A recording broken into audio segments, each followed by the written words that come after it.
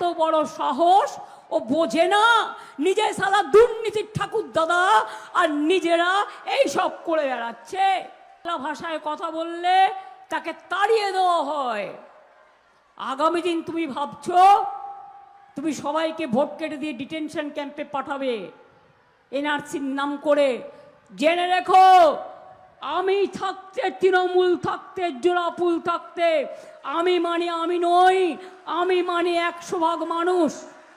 আমরা কোনো দিন এসব এলাও করবো না। তাই তোমরা আমার ওপর বদলা নিচ্ছ, জোর করে অফিসার বদলে ভাবছো। ভোট দেবে তারা, ভোট করবে তারা, ক্যান্সেল করবে তারা, ভোট দখল করবে তারা। মনে রাখবেন ওদের আয়ু আছে ইলেকশন কাউন্টিং পর্যন্ত। ইলেকশন ওদের আন্ডারে। আমি তো জীবনে শুনিনি কর্পোরেশন ওদের আন্ডারে হয়ে গেছে। গায়ের জোর দেখাচ্ছে, যা ইচ্ছে তাই করছে।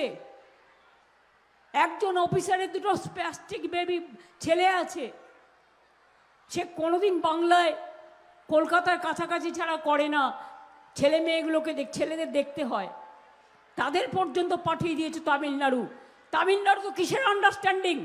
সব বাংলার অফিসারদের নির্বাচনের সময় বাংলায় না রেখে তামিলনাড়ুতে পাঠিয়ে দিয়েছো। আর দেখে দেখে বিজেপির আত্মীয়দের, বিজেপির পরিবারকে এখানে সব ডেপিউট করেছো। মনে রেখো 4 তারিখে আসছে দিন কাউন্টিং, আর 23 তারিখে আপনাদের ভোট। 23 তারিখে এমন করে ভোট দিন আর কাউন্টিংয়ে দেখে নিন, আপনাদের নাম কাটার বদলা নিন, এসআইআর করার বদলা নিন, আপনাদের উপর অত্যাচার করার বদলা নিন, অসম্মান করার বদলা নিন। কি নেবেন তো? নেবেন তো? ফরাক্কায় আমরা যাকে টিকিট দিইনি শুনছি তিনি নাকি দাঁড়িয়েছেন, তাকে আমি আবেদন করব তিনি দলের স্বার্থে উইথড্র করবেন। আর যদি না করেন আমি চেয়ারম্যানকে বলে যাচ্ছি, খলিলুর রহমান সাহেবকে, যে উনি তাহলে তাকে দল থেকে সাসপেন্ড করে দেবেন। কারণ আমার দরকার নেই, আমার আমিরুলকে দরকার।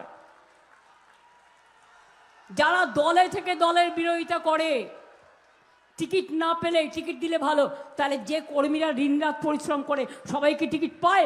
যারা দলের সম্পদ বুথে বসে, যারা দলের সম্পদ এজেন্ট হয়ে বসে, যারা দলের সম্পদ, যারা দলের নেতৃবৃন্দ সারাক্ষণ কাজ করে যায়, তারা কি সবাই টিকিট পায়? একটা সিটে তো একজনই টিকিট পাবে। যে কাজ করবে সে টিকিট পাবে, যে মানুষের সাথে থাকবে সে টিকিট পাবে। হ্যাঁ, একটা দুটো ক্ষেত্রে হয়তো বয়স ফ্যাক্টর হতে পারে, হয়তো চলতে পারছে না বা অন্য কোনো প্রবলেম আছে। আমরা সম্মানের সাথে যারা দল করবে তাদের আমরা সসম্মানে সেই জায়গা ফিরিয়ে দেবো। কিন্তু যারা দলকে অসম্মান করবে তাদের ক্ষমা বা রেয়াত করা আমাদের কাজ নয়, তাহলে মানুষ আমাদের ক্ষমা করবে না।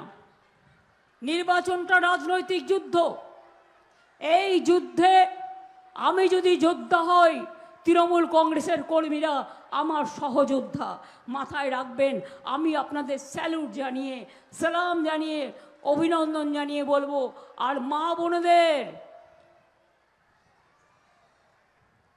জগন্নাথ দেবের হাতে একটা, হাতে না, রথ টানার আগে ঝাড়ু দিয়ে রাস্তা পরিষ্কার করতে হয়। জগন্নাথ ধামের ওই সোনার ঝাড়ুটা আমি আমার থেকে ব্যক্তিগত থেকে করে দিয়েছি। আমি মাইনে টাইনে নিই না, ওই বই থেকে যা রয়্যালটি পাই, গান থেকে যা পাই তাতে আমার চলে যায়, তার থেকে দিয়েছি। রাস্তাটা পরিষ্কার করতে হয়। এখানে শুনছি মেয়েদের চেক করবে, বিএসএফের নোটিফিকেশান দেখলাম, জানি না ঠিক কিনা।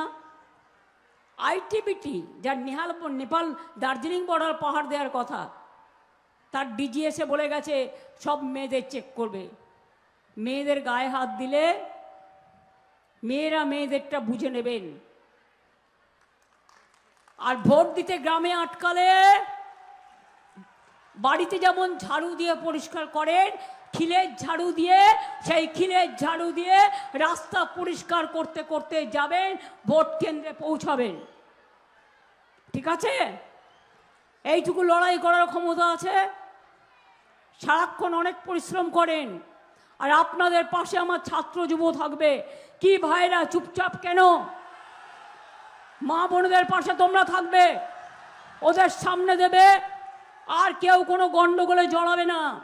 দেখছো তো এসছে মোটা ভাই, সাথে ইডি আর সিবিআই এনআইএ সব কটাকে নিয়ে এসছে, আর সবাইকে ডেকে পাঠাচ্ছে।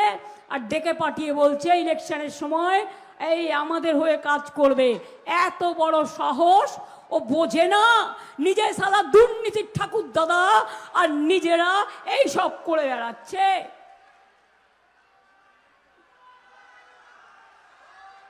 তাই বলি যতই করো হামলা,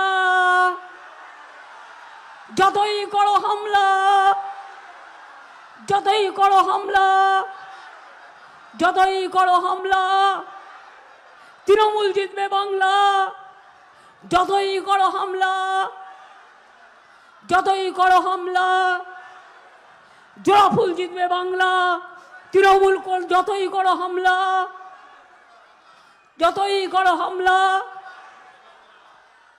4 তারিখে কাউন্টিং তো, 1 2 3 4 বিজেপির হবে হার।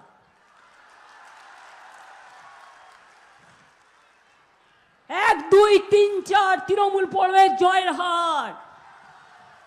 1 2 3 4 মায়েদের অধিকার, 1 2 3 4 বোনেদের অধিকার, 1 2 3 4 ছাত্র যুবর অধিকার, 1 2 3 4 শ্রমিক কৃষকের অধিকার, 1 2 3 4 শ্রমিক বিষয়দের অধিকার, মা বোনদের অধিকার, সংখ্যালঘুর অধিকার, আদিবাসীদের অধিকার, তপশিলীদের অধিকার, রাজবংশীদের অধিকার, সমগ্র মানুষের অধিকার।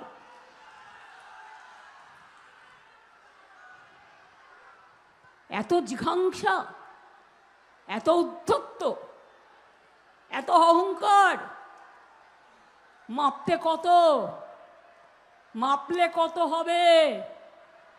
তোমাদের ওজন বুঝবে, বুঝবে, বুঝবে, তোমাদের ওজন হবে বিসর্জন। তাই বলি অত্যাচারী, দুরাচারী, স্বৈরাচারী, ভোট কাটারি, ব্যভিচারী এই বিজেপিকে একটি ভোটও দেবেন না। আর মনে রাখবেন, দিল্লি থেকে এলো গাই, সাথে এলো হায়দ্রাবাদের ভাই, আর এখানকার কিছু গদ্দার ভাই, সেগুলোকে এমন করে গেঁথে দিন রাজনৈতিকভাবে যাতে কোনোদিন মুখ দেখাতে না পারে। বিজেপির টাকায় বাংলা বিক্রি করতে দেব না, মাথায় রাখবেন। সারা জীবন লড়াই করছি, করে যাব, আমার ভয় ডর নেই, আমরা ভয় পাই না।